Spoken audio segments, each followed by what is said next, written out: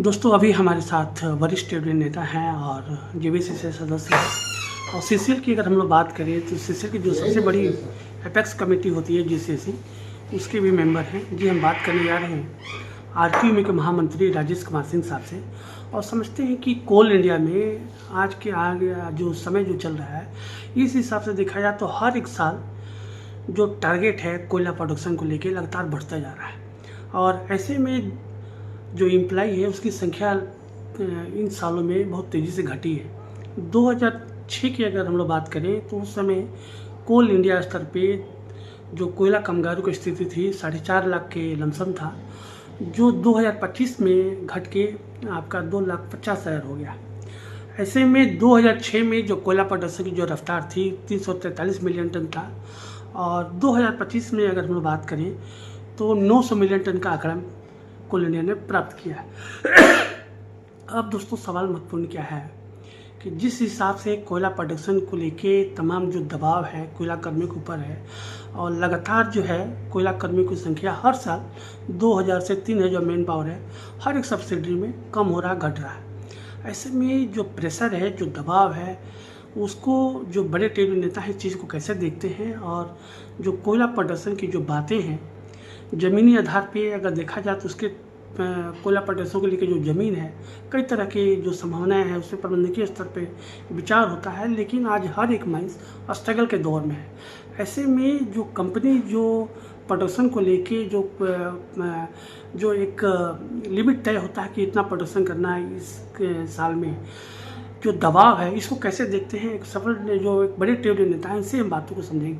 Sir लगातार जो है कोयला प्रोडक्शन को लेकर दबाव है और जो कोयला कर्मी हैं सभी के हिसाब से रिटायर भी कर रहे हैं, चीज़ों को सर कैसे देखते हैं, क्या कहेंगे? सर इसको इस विषय पर जानने से पहले एक चीज़ पर आपको विचार जरूर करना चाहिए था।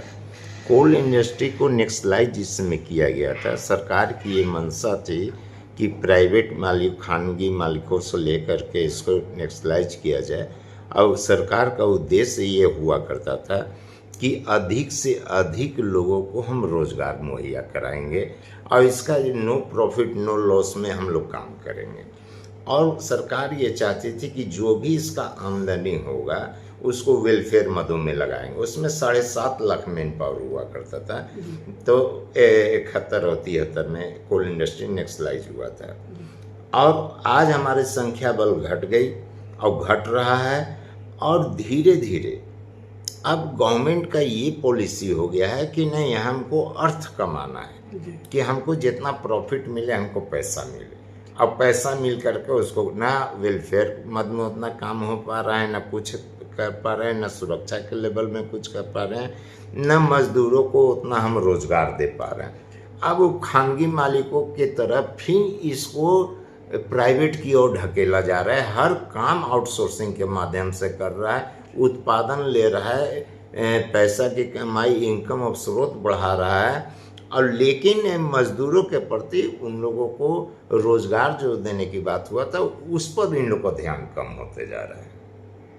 अब इन लोग उत्पादन ले करके अपना नाम कमा रहे हैं। सरकार चाह रहा है कि हम उत्पादन करें पैसा कमाएं, लेकिन वो रोजगार जो मुहैया जो कराना था उस पर सरकार का ध्यान बहुत कम है। ये हम लोग के लिए दुर्भाग्यपूर्ण है।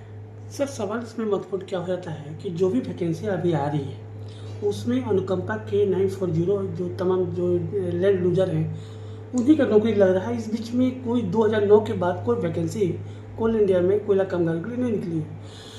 तमाम चीज़ें जब आउटसोर्स हो जाएंगी तो सर कंपनी कैसे बचाएगी? सर इसमें एक चीज़ बता रहे हैं कि अनुकंपा के आधार पर जो अभी जो नौकरियां जो मिल रहा है तो उसको भी पिछले वेज में ही इन लोग समाप्त करने के लिए इन लोग प्रयास किया।